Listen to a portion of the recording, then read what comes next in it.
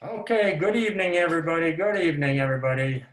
From my living space, my office space, I'm taking this off because I think we have the appropriate social distancing here. And so, good evening, ladies and gentlemen, there in your easy chairs. I'm Lynn Jewell, Chair of Arlington's Committee 100, and it's my very special privilege to welcome you to our July 8, 2020 video Zoom webinar. We've all changed with our encounters with the COVID these days. We're just not sure how the future really is going to look like. But so here's looking at you right through my own computer window. Toast. Thank you. And of course, special greetings to our speaker, Charlie Clark. Give a little wave there, Charlie. And I do hope you're all doing well and staying healthy. So I ask, how's that social distance going? Social distancing going? When will this pandemic be over and what will we look like afterward? We all find ourselves adapting to these new times after the COVID assault. And you can count on the Arlington Committee of 100 since 1954 to engage open and vigorous, nonpartisan and polite discussion of issues involving community life in Arlington. We, of course, are always looking for new members to join us in our monthly forums, where you can also join as a member. And with that, a little plug for our, next meeting will be August 12th.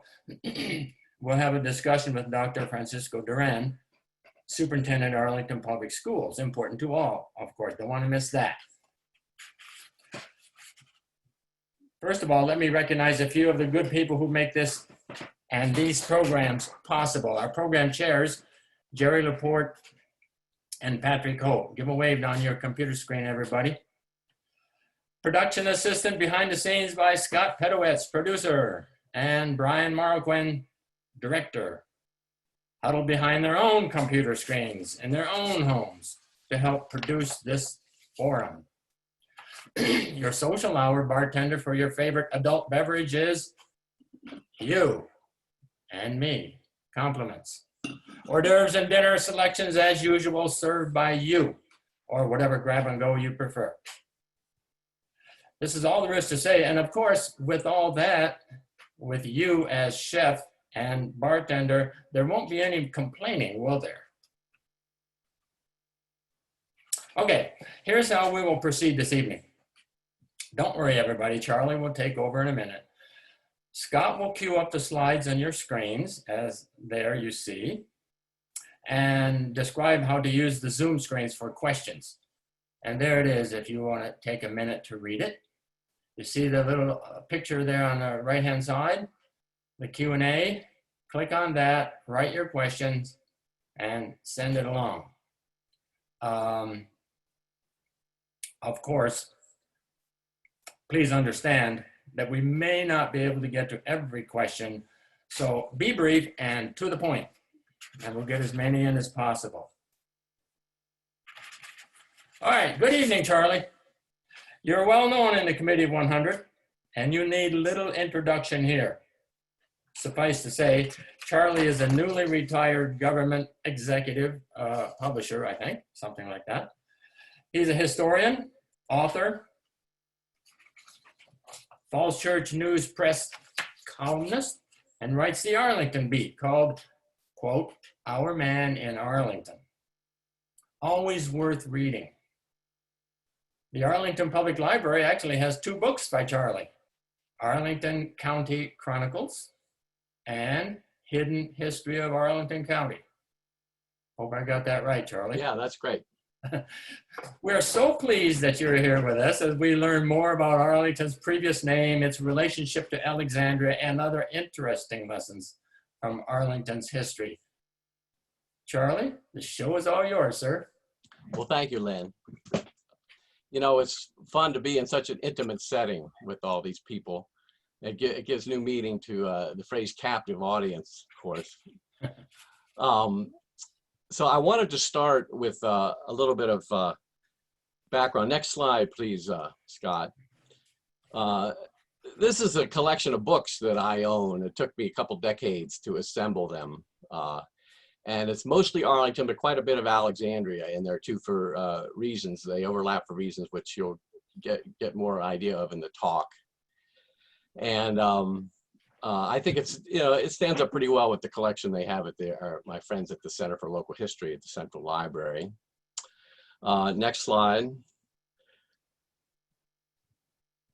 And this is me flagrantly exploiting my granddaughter, Caroline, in the Costco bookstore last spring with the 2 books that I have contributed to the topic. Next slide, please.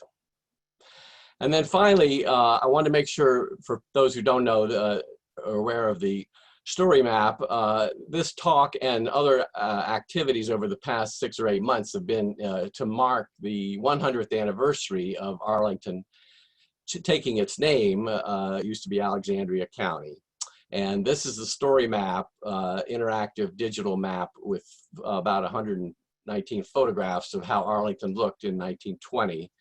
And they're all located on a map, which makes it a lot more fun to see where these scenes are. So if you want to look at that, it's at arlingtonhistoricalsociety.org, and the Historical Society was very helpful with me in this project. So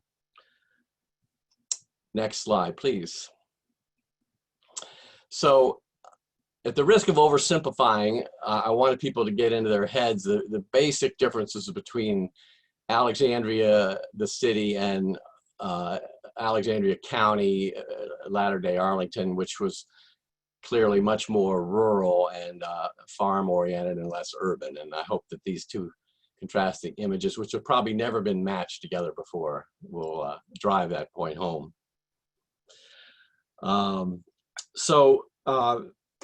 Links between Arlington and Alexandria, they go back to the 17th century.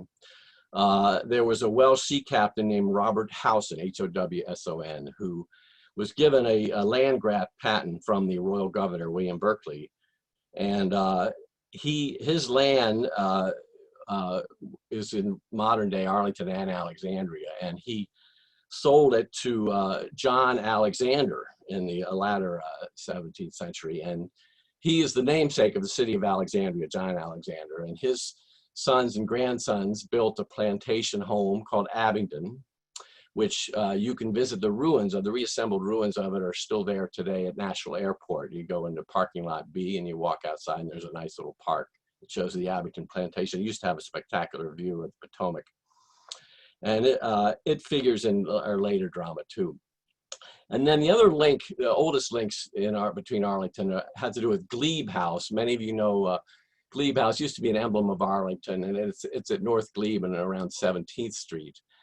And a glebe, of course, was an English term for the farmland that the rector of a church would have at his disposal just to feed himself. And the glebe, built in the 1760s, was about halfway between the Falls Church, which was built in 1733, and Christ Church in Old Town Alexandria, which was built in about 1767. Next slide, please. So then when Arlington and Alexandria really came together was in 1791 with the first legislation to establish the boundaries of the District of Columbia. And as many of you know, there's about 40 boundary stones laid out in a diamond-shaped 10 miles square. And about 10 of them are in Arlington. Only 4 of them ended up in Alexandria. The first one was laid at Jones Point. Of course, George Washington was president, Thomas Jefferson was Secretary of State, and Pierre L'Enfant was the designer of the city, and they helped plan this diamond shape. And after a lot of negotiating, and the Benjamin Banneker was the main, an African-American pioneer scientist. He was the main surveyor, but he was only present for the Jones Point, the first boundary stone, in 1791, and then he turned it over to a deputy named Andrew Ellicott. And Andrew Ellicott has both Banneker and Ellicott have parks named for them in Arlington.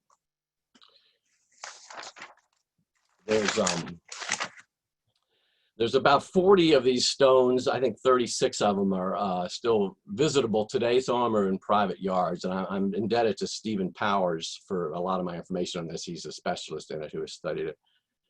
Next slide, please.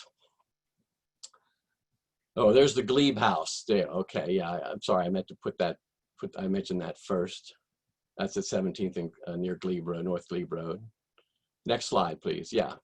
So here we have George Washington Parke Custis, who, if there is a founder of Arlington County, it would be he. And he was, many of you know, was raised at Mount Vernon by his step-grandfather, George Washington. His grandmother was Martha Washington. His father had died during the Revolutionary War. And he went on to build Arlington House, which took about 16 years, 1802 to about 1818. And he was also a regular citizen of Alexandria, of Old Town. He went to Christ Church, and his carriage used to be seen out in front of the church, and as well as Gadsby's Tavern. He was a frequent speaker at Market Square and at the Lyceum, which is today the historical office of Alexandria. He patronized a lot of Alexandria merchants, silversmiths, and the brick companies and the bookstores. And one of them, the Stabler Ledbetter Apothecary, which was founded in 1792. It is still open today in Alexandria. It's owned by the city, and it's more of a tourist site, but it's fun to go to that and see these original containers with herbs and spices. And they have invoices of Custis's purchases there. He also had a hand in Alexandria County's judicial system. He was a justice of the peace, and he cooperated in legal matters with his Arlington House farm manager, who was a gentleman named Robert Ball, and he's a patriarch of the Ball family, which is famous in Arlington and for which our neighborhood of Ballston is named. Next slide. So this is the Alexandria Canal, a restored lock down on the Potomac.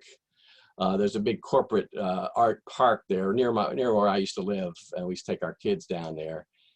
The original canal, it was designed in about 1830, Congress chartered it.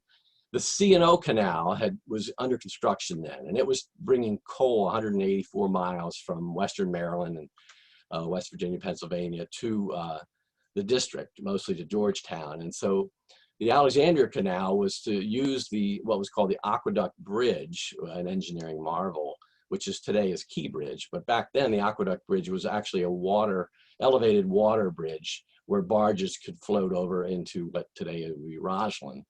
And the Alexandria Canal would allow the mule-driven barges to travel 7 miles to Old Town, where the locks would elevate it, and they could bring the shipping cargo into the ocean-going vessels without having to reload all the time. It saved a lot of money. And Custis had a major role in okaying the right-of-way across his property, and he was a keynote speaker when it was dedicated, the groundbreaking in July 1831. And it took him until 1843 to finish it, and it was just in time for new shipping technologies and the Morse telegraph and the railroads. And so there was some interruption during the Civil War, and it lasted until about 1886, and then it was finally terminated. And it was roughly where the GW Parkway is today. Next slide, please. All right, this is a shot of what came to be known as Jackson City. And my fellow Historical Society mate, George Axiotis, has just published a book on Jackson City, which he gave a nice talk on. And he talks about some 1890s shootout and law enforcement racial issues there. But I take it back a little further, where our man Custis was again involved. It was in the 1830s, a bunch of New York merchants wanted to have a planned community in the Potomac side of the district. And they planned to have fancy houses, and they persuaded President Andrew Jackson to lend his name to it. I guess that was much more tolerated back then, the commercial endorsements from the president, although in the current environment, he's starting to see some of that again. But so Jackson, they planned the cornerstone laying for Jackson City on January 8th, 1830. 5. And of course, that's the anniversary of the Battle of New Orleans, which is where Jackson acquired his reputation for winning that battle. And they had to postpone it, I guess, because of bad weather a few days later. But Custis was there to give a speech where he welcomed the Northern Brethren, bringing their wealth, their industry, and their spirit of enterprise. And the problem is that Jackson City never really caught on. It never became a luxury planned community. And it deteriorated by the 1840s and 50s. It became kind of a place of ill repute with gambling dens and saloons and brothels. And Roslyn, as many of you know, had suffered some of the same fate. And so today, Jackson City, it's about where the 14th Street Bridge hits the Potomac on the Virginia side. It's almost forgotten. Let's see if the next slide, I want to talk about retrocession. Why don't you go back a little, that's fine, you can leave it there, it's fine. So Custis also plays a big role in the retrocession where Alexandria County is moved back to Virginia instead of being part of the District of Columbia. And actually, the debate over that goes way back. In 1804, Custis was in charge of a petition for Congress, and he was against some people who wanted to, right, just 3 years after Arlington had been, Alexandria County had been established and laid out, they wanted to already move it out of the district back to Virginia. And Custis was against that, and they petitioned Congress saying that to do such a move would be subversive of our rights and injurious to our prosperity. But over the next 30, 40 years, the attitudes begin to change. There was a lot of people who were expecting the federal government to fund military and civilian agency installations in the Virginia side of the Potomac, and they were disappointed. The government also, Congress declined to fund the Alexandria Canal. So a lot of people got fed up and decided that they wanted to move Alexandria back into the state of Virginia. Now there's an issue that's hovering in the background this whole time, which is slavery. And of course the laws in the District of Columbia are slightly different than in Alexandria. And Alexandria was home to one of the most important slave trading companies, the Franklin and Armfield, which was on Duke Street. It's now a city Black Heritage Museum. And so if you look at all the rhetoric and the news coverage of retrocession, you don't see much mention of slavery. So that's why most of the analysts decide that it really was an issue of the Virginians being annoyed that they weren't getting any federal agencies moved to their property for tax benefits. But you can't rule out that slavery was always hovering in the background. And, it was an uncomfortable topic, slavery. In fact, I noticed that President James Polk, in his inaugural address in 1845, he doesn't even mention the word slavery, which Congress had a gag rule against any amendments on slavery. And he referred to it as a domestic institution that was dividing our region. So the fact that slavery isn't mentioned in a lot of the debate about retrocession does not really mean it wasn't a factor.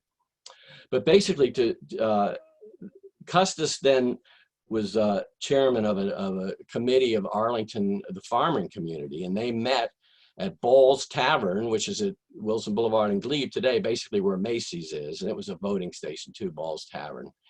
And they were annoyed with the city slickers in Old Town Alexandria for being so gung-ho on retrocession, and they thought that they had their own trading relationships using Chain Bridge to get over to Georgetown markets, these farmers. So they were not necessarily ready to retrocede, but they changed pretty quickly. And Congress passed the law in 1846, and that then required a referendum among the citizens, the voting age citizens of Alexandria, which in Custis ran that in September of 1846.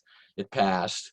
And then the General Assembly of Virginia had to finalize it in 1847, and there was a big parade in Alexandria with lots of celebration and torches.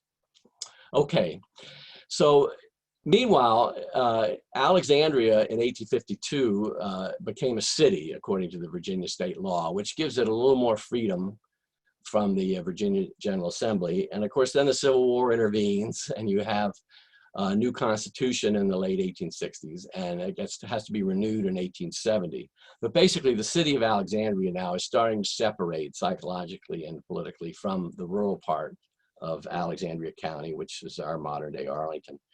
So the Arlingtonians, meanwhile, are building up their own school systems, and they get their own courthouse, which was installed in 1898 in the Clarendon area, and that's the picture I'm showing you there. And they also, Arlington was getting its own schools, school superintendent. They recruited Richard Karn, who had been the school superintendent in Old Town Alexandria. They brought him over to Arlington, and a school called the Karn School was then named for him in the 1920s. It was right where Old Dominion Drive and Glebe Road meet. It then became John Marshall School after World War II, and then it is now, I think, a medical building there. And then meantime, the Arlington is divided, modern day Arlington is divided into districts, one of which is called Arlington, another is called Jefferson, and the other is called Washington, which was North Arlington. So that'll become a factor in a minute. Next slide, please. So I wanted to mention, is there not Frank Hume? Is that not next? Let's see. Go one further. No, go back. Okay, well, there's Frank Hume. There's Frank Hume right there. Let's talk about him. Yes. So Frank Hume was a Civil War veteran who lived 1843, 1906. But he made a lot of money in the grocery business and food and drug safety. And he ended up buying a lot of land in Arlington on what is today Arlington Ridge Road. And his big goal was, he ran for Congress. He was on the board of supervisors, pretty active. But his goal was to create a road that would go from DC and Arlington all the way out to George Washington's Mount Vernon. And of course, that didn't come to fruition until the 1930s when the GW Parkway was built. But you can see that when you are on Arlington Ridge Road and you cross Glebe and go into Alexandria, it's then called Mount Vernon Avenue. And that's a vestige of Frank Hume's work. I'm grateful to Willard Webb for his good article on Hume a couple decades ago in the Arlington Historical Magazine. And Frank Hume gave his land to what became the Hume School on Arlington Ridge Road, and then today, since the 1950s, has been the Arlington Historical Society headquarters. Okay, next slide. Now we do Luna Park. So this is a fun memory, sort of the shared link between Arlington and Alexandria. This is an amusement park, and it was right at the intersection of what today is South Glebe Road West Glebe, I guess it is, and Route 1, where the sanitation plants are. And after the saloon busting and crime was cut down in Jackson City and Roslyn, this was a more innocent activity that some entrepreneurs opened up.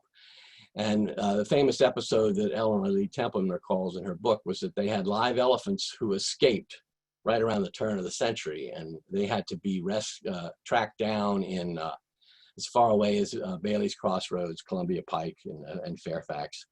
And so that sort of contributed to Luna Park being shut down.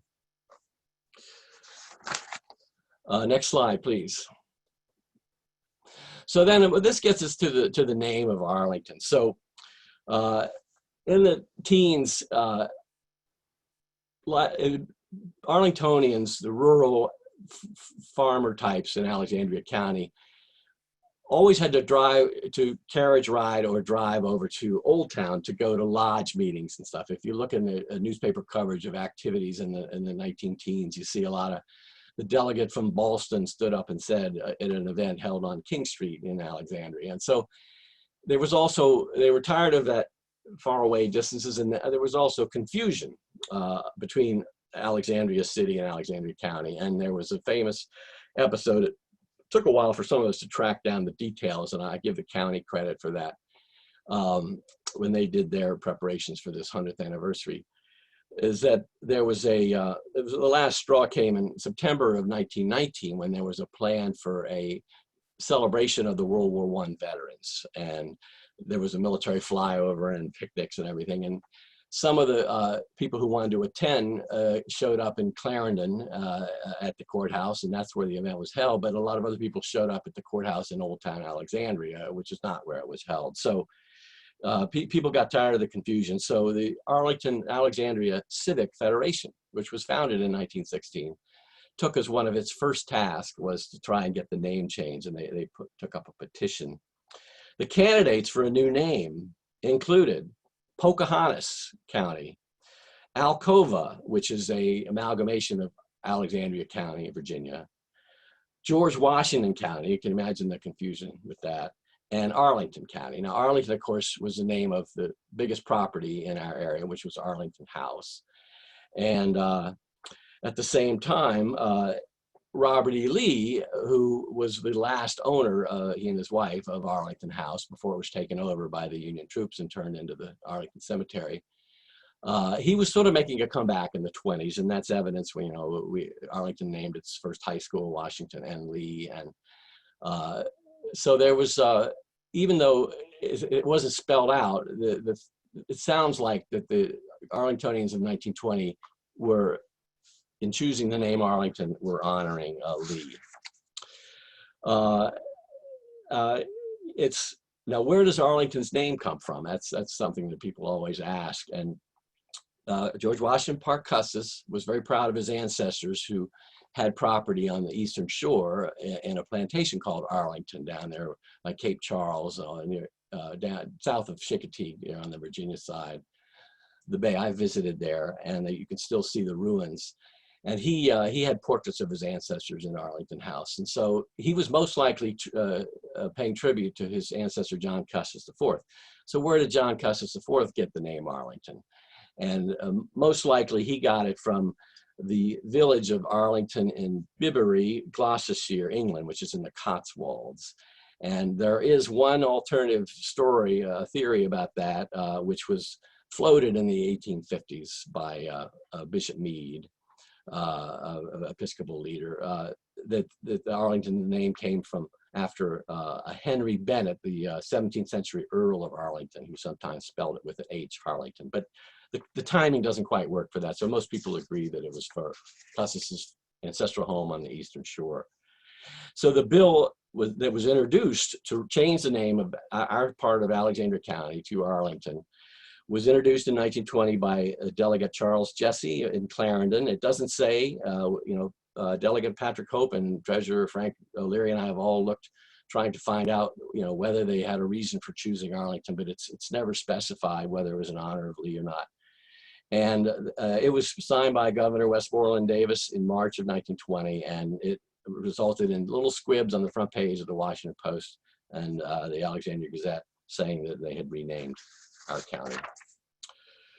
Now, what's interesting now is that retrocession was not quite over, that there were still border disputes between Arlington and Alexandria. And the former county manager, Bert Johnson, who was my neighbor when I was growing up, he published a book in 1957 and renewed it, where he researched all the legal battles and court battles on some of the grabs of the borderland between Arlington and Alexandria. The Alexandria City Council in 1913 wanted to annex territory from both Arlington and Fairfax. And the Supreme Court approved it in 1915, and they got 866 acres from what is now Arlington. It continued on until 1927. They annexed another batch of land. And finally, in 1938, the state passed legislation that protected Arlington's 26 miles. And then in 1962, in a friendly negotiation, Arlington and Alexandria agreed to give back to Arlington 167 acres for which ended up as their sewage treatment facilities near 4 Mile Run.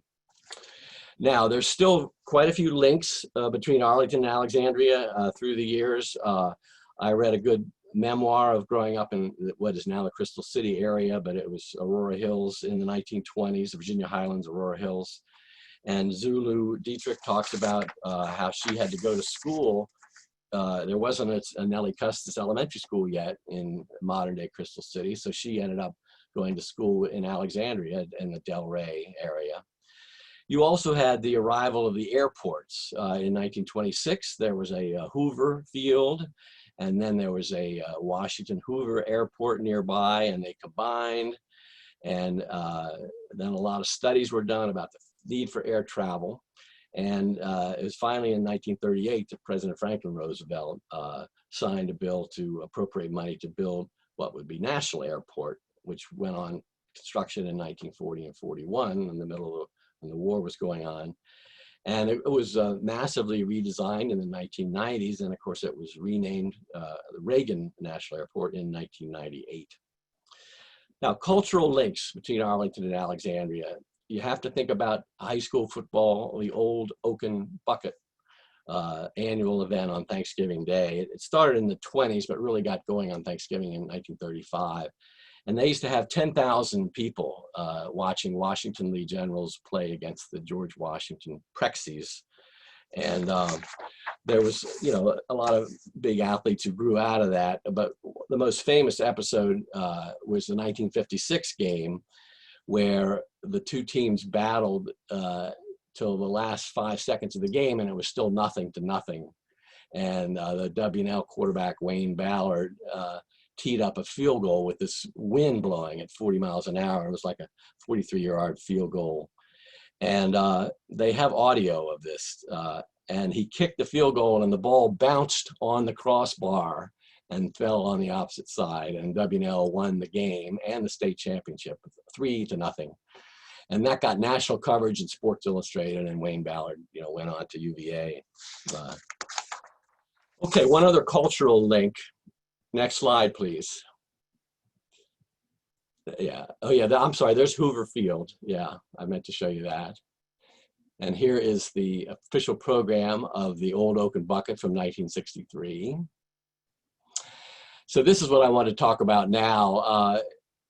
Maybe most of you might recognize Jim Morrison. He was the late great singer of the Doors rock group, who were huge from 1967 to 1971. And the reason I mention him is that both Alexandria and Arlington like to claim him. And the reason there's confusion is that he grew up in a military family, and they moved. They had about 25 different homes. And Alexandria has the best case for claiming him, because he graduated from George Washington High School in 1961, and his family, a military family, lived at Woodland Terrace and Russell Road. The house is still there right next to St. Stephen, St. Agnes Church School. And but I have 3 addresses I tracked him down in Arlington, which I've written about. He was on Evergreen Street, and he was on 28th Street. And then his father, after he was famous, his father moved to a condo on 1300 block of South Glebe Road. Next slide, please.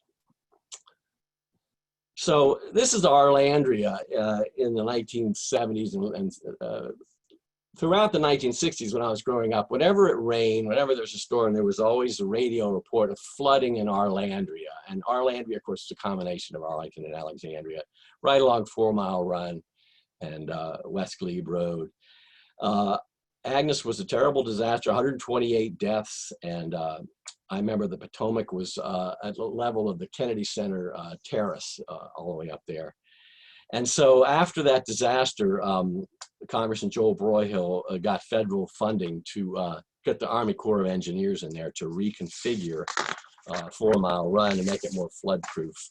And I talked to former Arlington Civic Federation President Joe Pelton, who was on the commission, planning Long Range Improvement Commission then, and he credits, they were able to get a new bridge built over, but on Walter Reed Drive across 4 Mile Run, replacing one that had been put up in 1958. And that was the beginning of the redevelopment of Shirlington, when it made it a lot more accessible. Then you had a couple other shared infrastructure events that didn't quite happen. In 1992, maybe you remember that Redskin owner Jack Kent Cooke wanted to build a stadium in Potomac Yards, which would have influenced a whole lot of the development of that area on Route 1. It would have affected both Arlington and Alexandria. And I was living nearby, and I was part of the gang that protested against that. And then in 2003, when the Washington Nationals were on their way back to DC from Montreal, there was a proposal to put a baseball stadium in Crystal City near that long bridge park, and that, of course, didn't take place either. All right, next slide, please. This is an area where Alexandria was ahead of Arlington a little bit, and that was to take Jefferson Davis's name off of Route 1, which his name is on it going all the way down to Richmond, has been since the 1920s. And Alexandria, which doesn't have the same Dillon rule restrictions, had a little more freedom to do it earlier. And it was in September of 2019 when County Board Chair Christian Dorsey joined with Mark Levine to watch the workmen take down the Jefferson Davis sign and substitute it with the very logical Richmond Highway sign. And it was reported that Christian had bent up the sign and stomped on it, but he told me that was not the case, that it was just such a large sign he had to bend it in order to carry it away. Okay, next slide.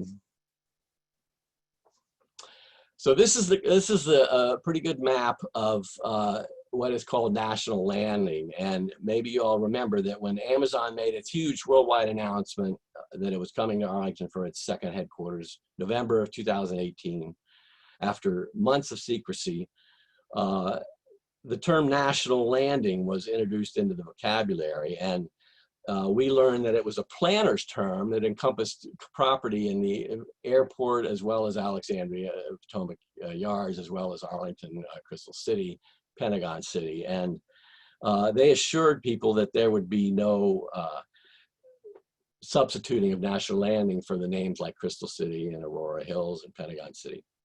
Well, this spring, the Crystal City Business Improvement District announced that it had a new name. It's now called the National Landing Business Improvement District. County Board has approved that. So we'll see how far they end up taking that. All right, and then my last theme is I want to talk about environmental cooperation between Arlington and Alexandria. For about 14 years, they've been working together on this 4-mile run restoration project. I had a nice chat with Liz Birnbaum. She's a retired federal agency manager who's been on the task force there working on it for about 14 years. And they want to rescue the 4-mile run from just being a utilities oriented commercial property that has Dominion power lines on it. And they want to restore it as a fish hatchery and have a pedestrian bridge and a bicycle path. And both the county, both Arlington County and Alexandria City are working together on that. Liz made an interesting comment about, she said that Arlington and Alexandria have different demographics, money culture, and personal style. She said that both have competent staff, she said, but the Arlington staff, even though it might consider its citizens a bit of a pain sometimes because they're so vocal, but she thinks Arlington's government values its citizen input a lot, and that Alexandria it's a little harder for activists to break through. Arlington, of course, differs. I mean, I noticed some of this too, that Arlington has a little bit more of a middle class. Alexandria has extremes of wealth and poverty. That we have some of that in Arlington, but not quite the same extremes. And one clue to that is all the private schools there are in Alexandria, you know, the St. Stephen's, St. Agnes, and Ireton, St. Mary's, Country Day, etc. And then finally, I had a good talk with former mayor of Alexandria, Allison Silverberg, who was in on the secret negotiations with Amazon, and she thought it really brought the two jurisdictions together, that as well as the 4-mile run task force and the bus rapid transit way that they did together. And she says that our National Landing proposal was a winner based in part because of the obvious synergy between our two communities. So while historians note that Arlington and Alexandria have had their differences in the past, I have every confidence our partnership and friendship will continue to grow over time. And that's my presentation, so I'm happy to take questions if anybody has any.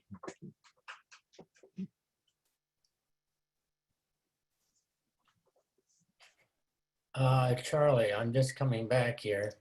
How do I get myself back on here? Okay. There we go. Charlie, before I get into the first question here, I want to thank some of our elected officials who are with us tonight. And my producer just told me those, and they are Patrick Hope, Virginia delegate, and Alexandria Vice Mayor Elizabeth Bennett Parker, Arlington County Board Member Matt DeFerranti, and Delegate Mark Levine. Good. So, good. Happy Charlie, they're here. you have way over 100 people who are watching you, sir. So Mhm. that's good. I want to start with the first question would be, I know this isn't exactly part of your talk, but you did cover a lot of the social things in the two counties. Tell me a little bit about how this current 2019-2020 pandemic compares to 1919-1920 Spanish flu pandemic right here in Arlington, Alexandria. Do you have any thoughts or research? Well, I do have a few statistics that my friend Mark Benbow, who's a Marymount professor, dug up too. But, you know, it's interesting that issues about whether or not you should wear a mask and whether the local law enforcement should enforce such rules was an issue back in 1918, 19. And in various cities in the country, there were some interesting anecdotes published recently about that. But the so-called Spanish flu after World War I was, you know, one parallel to today is that there were doctors who said, don't worry, it's routine, and we didn't have to prepare. And then within weeks, he was proven wrong. And Arlington, according to these news clippings, the Alexandria Gazette, they closed 6 schools, October 1st, 1918. They closed 6 schools, Fort Myer Heights, Clarendon, Barcroft, Columbia Pike, Ballston, and Cherrydale. And just on October 3rd alone, there was 50 new cases reported. That sounds a little bit like what we're going through now. And they finally, though, this is, you know, our pandemic has gone on from March and it's not over yet here in July, but they were able to reopen those schools in November. And in the end, 54 Arlingtonians died from that flu. So that helps you. Okay, thanks, Charlie. William asks, he says he's a native Arlingtonian, and and what are your views on the additional renaming of the streets, sites, facilities, etc. in the county? And he references you as Arlington's premier historian. So what about that? But you mean, is he talking about renaming streets because of Robert E. Lee or what? Well, in the current environment, Yeah. I would expect. What about Lee Highway, Lee Center? Yeah. I guess Well, they're mostly about Lee. You know, this is a moving target, obviously. And as you all know, just this week, the statues in Richmond have come down with the exception of the Lees, which is tied up in a court case. You know, I interviewed the Lee Highway Alliance, which has been going for 8 or 10 years now, trying to reimagine Lee Highway. And they really don't want to get involved in that as of last year because there's such a contentious issue. That may change. You know, the only thing I would point out is that Robert E. Lee does have a connection to Arlington. You know, it was he never really had a permanent home being in the Army. So Arlington House was the closest he had to one. And he did end up, he and his wife owning it from 1857 to 1861. So he's a little more relevant to Arlington than he say is in Charlottesville, for example.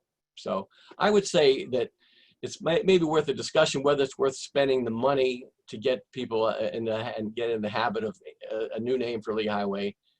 I don't know. It seems like a lot of effort. That there might be better ways to spend our energy. But okay, thanks. Mark wants to know: is there any historic rivalry between Arlington and Alexandria, like it says in terms of the population of the two different jurisdictions of 100 years ago? Well, I just imagine that, see, Old Town had a lot of cabinet members going back to the Washington administration. You know, you had diplomats and you had famous authors. Arlington, besides being farming country, became sort of a rural retreat area for people to have summer homes. You know, the Lothrop family of Woodward and Lothrop had built a summer home or took it over from the John Fabry, for example. And I think the Supreme Court Justice Tom Clark had a summer home on Military Road. So, yeah, so I think a lot of the Alexandrians were probably looked down their noses at Arlingtonians. It's just my guess. Wasn't around, but Okay. yeah. William wants to know do you know anything about why the Daughters of the American Revolution went around and built fences around the old boundary markers in the 50s? Why'd they do that? Well, it was clear that they were being degraded by the elements, but also, I've visited about 10 of those things, and some of them are just in somebody's backyard, and there's not a sign even. So they needed to be both protected and demarcated. And it's still something that a lot of average people don't know about. It's ancient history. So that's probably why they did it. I think it's one of the good things that they did. Why do you think, I noticed on the map that you had with the markers that there's no post stone marker at the points of the diamond. Why didn't they put them on the point? I mean, they put them on the sides. Yeah. I'm guessing that they're restricted a little bit by the terrain. What if there's a body of water or a thick forest or something? Stephen Powers, who has studied this for years, probably could give you a better answer on that. My friend, the questioner. So. And Susan follows up on the northern and western borders of Arlington. Were there changes over time as the borderline, say, between McLean and Fairfax? Were there any disputes and things? Well, the only thing I can think of is Miners Hill was named for George Miner, who built a house there in like the 1760s. And it was only torn down about 4 or 5 years ago. I almost included it in my story map, but it was technically in McLean. And George Miner was very active in Arlington politics, and so were his sons and daughters. And of course, that house that he built on Miners Hill became famous during the War of 1812 when Dolly Madison was escaping from the British who were burning the White House, and she stayed overnight in that house and then met up with her husband, the President James Madison, at Sonoma in McLean.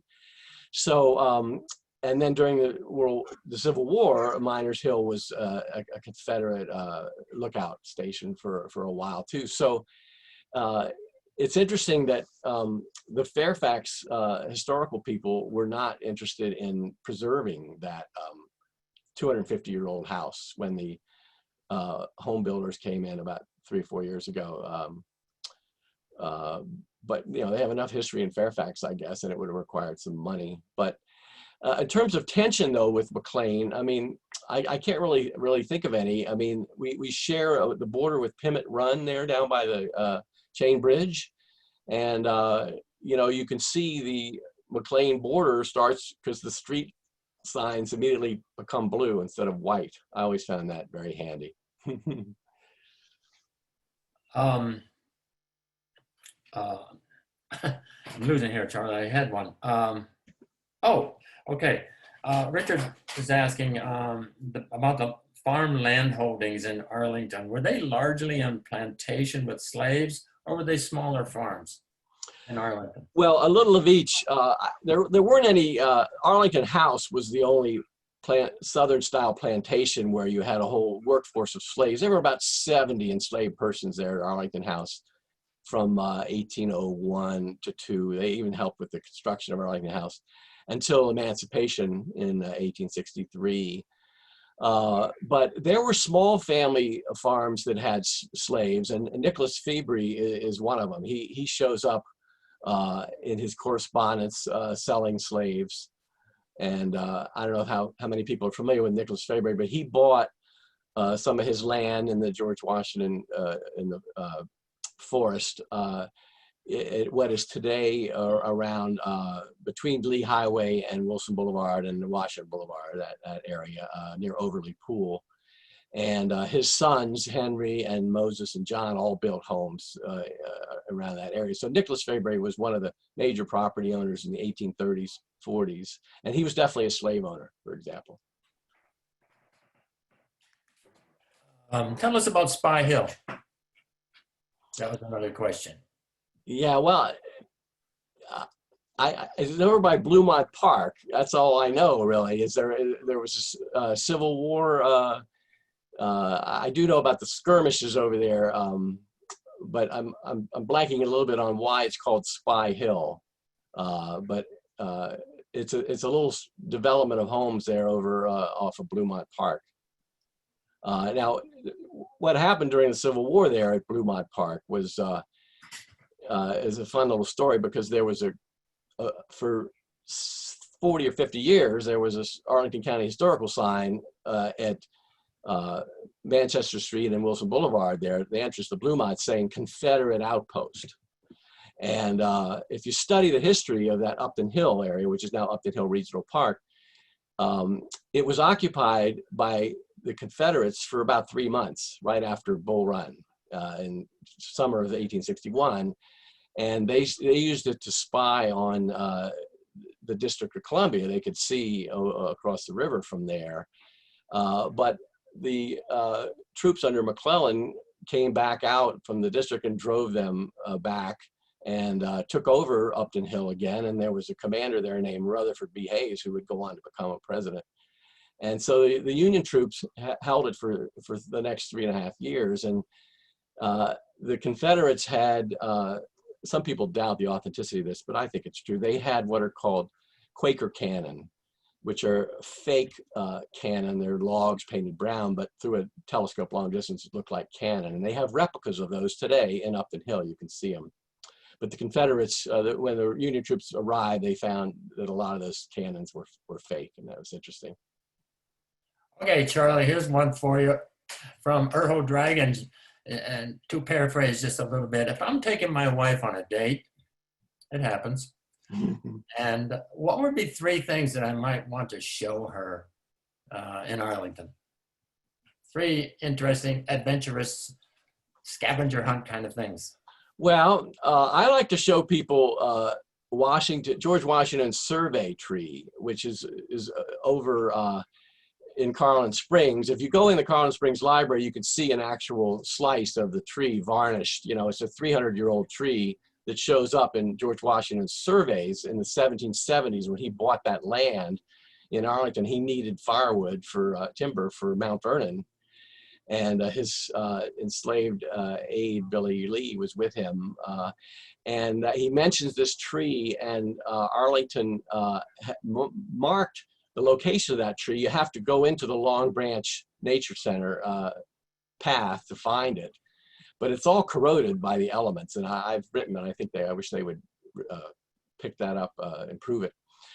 I don't know, there's an adventure. If they want to walk down from Nellie Custis Drive all the way to the Potomac River, they can find the fuel tank that was used when the Italian stoneworkers used to blow up the Palisades stone and use it to build things like Georgetown University. That goes back to the 19th and early 20th century. And they still have a big tank that was used for the explosives that you can see there. And I don't know, if you want a spy house, I suppose you might want to take them to the home of Aldrich Ames, which is again off Nellie Custis on Quebec Street, where he was a CIA double agent who was caught there in the 1990s. And I got to go in the house once with a real estate agent, but that's something that wows out-of-towners. Charlie, we're coming to an end here, but here's one question that I want to ask, and probably very few people know about this, but you do. I know you do because we talked about it. My son took me on a long hike from Roosevelt Island to Chain Bridge, and along there are some ruins that few people know about. And tell me about that. There's some ruins there that probably most of us will never see, but they're there anyway, and they have some historical. Well, I'm not sure what you're talking about. I mean, the tanks and the. Yeah, that's what I was just referring to. Oh, okay. Well, they're close to between Windy Runsey and yes. Chain Bridge. But here's a clue. It's kind of difficult to walk all the way from all the way to Chain Bridge from say Key Bridge, but if you go down from Nellie Custis, there's a path. Okay. It's more So direct. that's the ones you were talking about, Jesse. Yeah, yeah. You can also get to it from Marcy Road, the Potomac Overlook Park, too. I would recommend that. They're very fascinating, but tell me why they were there. They were Well, left the Italians were famous worldwide as stone cutters, and a lot of the immigrants came over in the 1890s and again in the 1920s. And there's a photo of them working that property, probably taken in the 1920s in Eleanor Lee Templeman's book. And they would camp out, they lived in kind of primitive housing there in the area that is today the Potomac Overlook Park. And if you look at Georgetown University skyline, a lot of those buildings contain stone that was mined from the Palisades in Arlington alongside the Potomac. So. But I dare say that going on a date at those tanks are probably not going to be on the agenda. But anyway, Charlie, what a tour here you've given us.